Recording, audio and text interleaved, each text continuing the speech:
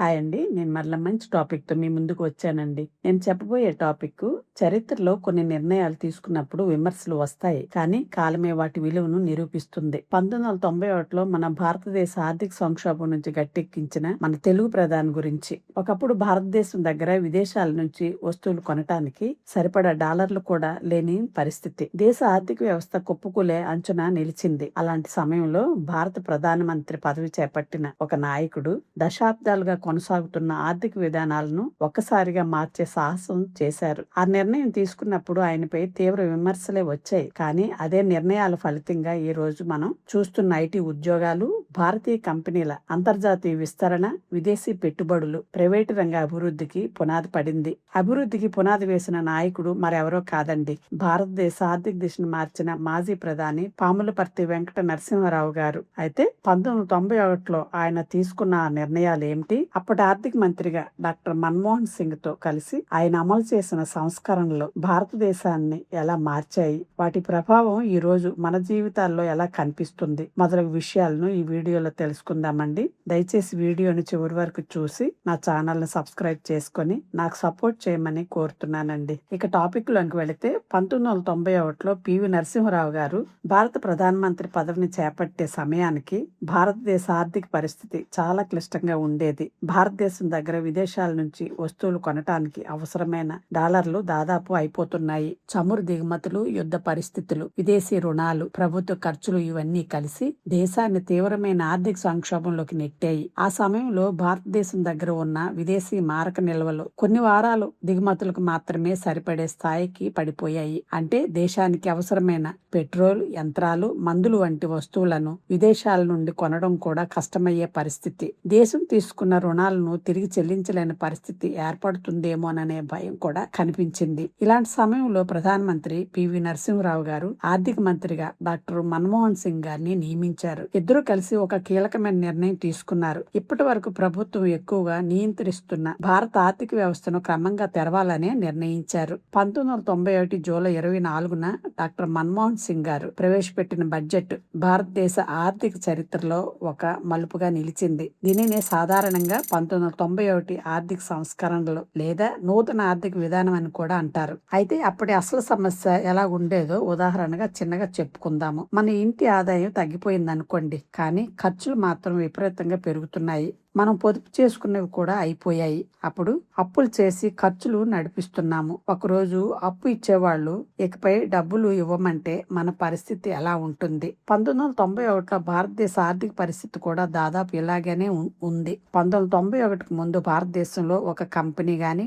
కొత్త ఫ్యాక్టరీ పెట్టాలన్నా, ఉత్పత్తి పెంచాలన్నా, కొత్త వ్యాపారం ప్రారంభించాలన్నా ప్రభుత్వ అనుమతులు తప్పనిసరిగా ఉండేవి. ఈ అనుమతుల వ్యవస్థను సాధారణంగా లైసెన్స్ రాజ్ అనే పిలిచేవారు. 1991లో ప్రభుత్వం చాలా పరిశ్రమలకు లైసెన్స్ తప్పనిసరి అనే నిబంధనను తొలగించింది. దీని వలన కంపెనీలు తమ వ్యాపార నిర్ణయాలను కొంత స్వేచ్ఛగా తీసుకునే అవకాశం వచ్చింది. భారతదేశంలోకి విదేశీ కంపెనీలు రావటానికి, పెట్టుబడులు పెట్టడానికి ఎన్నో పరిమితులు ఉండేవి. 1991లో ప్రభుత్వం కొన్ని ముఖ్యమైన రంగాల్లో విదేశీ పెట్టుబడులకు ఎక్కువ అవకాశం కల్పించింది. కొన్ని పరిశ్రమల్లో విదేశీ కంపెనీల శాతం 51% వరకు పెట్టుబడి పెట్టేందుకు అనుమతి ఇచ్చారు. దీని అర్థం ఏమిటంటే విదేశీ కంపెనీలు భారతదేశంలో ఫ్యాక్టరీలు, కార్యాలయాలు, టెక్నాలజీ కేంద్రాలు ఏర్పాటు చేయడానికి ఆసక్తి చూపడం ప్రారంభించాయి. వాటితో పాటు కొత్త టెక్నాలజీ, పెట్టుబడి నిర్వహణ పద్ధతులు కూడా దేశంలోకి వచ్చాయి. విదేశీ పెట్టుబడులు, టెక్నాలజీ, ప్రైవేట్ రంగం ఎదగటానికి అవసరమైన వాతావరణం ఏర్పడింది.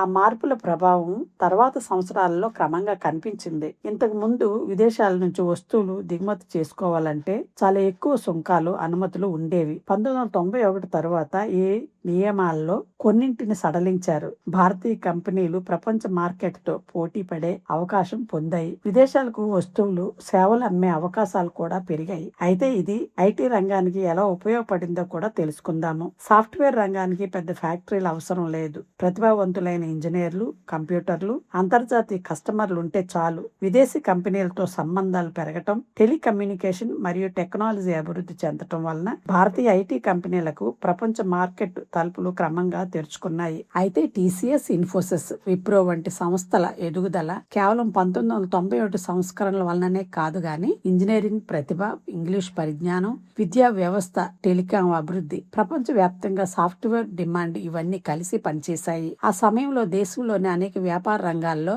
ప్రభుత్వ సంస్థల ఆధిపత్యం ఉండేది. 1991 తర్వాత కొన్ని రంగాల్లో ప్రైవేట్ కంపెనీలకు కూడా అవకాశం ఇచ్చారు. ప్రభుత్వ సంస్థల్లో కొంత వాటాను విక్రయించటం, వాటి పనితీరును మెరుగుపరచడం వంటి చర్యలు ప్రారంభమయ్యాయి. అంటే ప్రభుత్వ రంగం ఒక్కటే దేశ ఆర్థిక వ్యవస్థను నడపకుండా ప్రైవేట్ రంగం కూడా అభివృద్ధిలో భాగస్వామ్యం కావాలనే ఆలోచన బలపడింది. ఈ 1991 సంస్కరణల ఫలితాల గురించి ఒకసారి చూద్దాము. ఈ నిర్ణయాల ఫలితంగా భారతదేశంలో వ్యాపార వాతావరణం క్రమంగా మారింది. ప్రైవేటు కంపెనీలకు అవకాశాలు పెరిగాయి. విదేశీ పెట్టుబడులు రావటం ప్రారంభమయ్యాయి. భారతీయ కంపెనీలు అంతర్జాతీయ మార్కెట్లలో పోటీ పడే స్థాయికి ఎదగటానికి మార్గం ఏర్పడింది. ముఖ్యంగా మొబైల్ మరియు టెలికాం రంగం విస్తరించటం, ఐటీ, సాఫ్ట్వేర్ సేవల రంగం ఎదగటం, ప్రైవేట్ బ్యాంకులు, ప్రైవేట్ కంపెనీలు పెరగటం, విదేశీ కంపెనీల ఉత్పత్తులు భారత మార్కెట్లోనికి రావటం, కొత్త ఉద్యోగ అవకాశాలు ముఖ్యంగా పట్టణ ప్రాంతాల్లో పెరగటం, భారతీయ కంపెనీల ప్రపంచ దేశాల్లో కార్యాలయాలు ప్రారంభించటం, ఇలా మొదలగు ఫలితాలు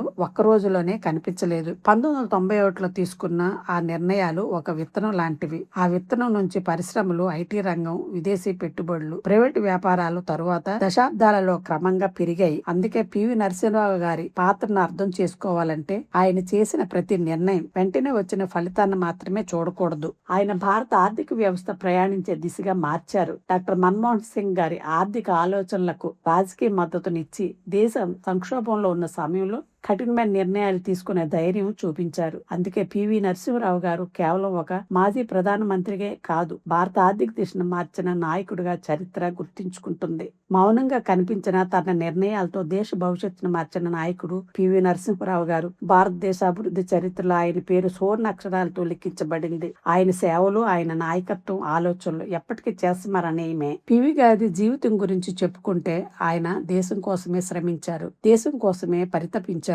దేశ రాజకీయాల్లో పివి అంటే అపర చాణక్యుడిగా, రాజనీతి బృహస్పతిగా, తెలంగాణ ముద్దుబిడ్డగా మనకు ఎప్పటికీ గుర్తుండిపోతారు. ఈ బహుభాషా కోవిదుడు ఈ తరం యువతకు బంగారు బాటలు వేశారని ఎంతమందికి తెలుసండి. ఆ మహానేతకు మనస్ఫూర్తిగా నివాళులు అర్పిద్దామండి. మీకు ఈ వీడియో నచ్చినట్లయితే నా ఛానల్ ని సబ్స్క్రైబ్ చేసుకొని లైక్ చేసి మీ ఫ్యామిలీకి, ఫ్రెండ్స్ కి షేర్ చేయమని కోరుతున్నానండి. మళ్ళా మంచి టాపిక్ తో మీ ముందుకు వస్తాను. అంతవరకు సెలవు.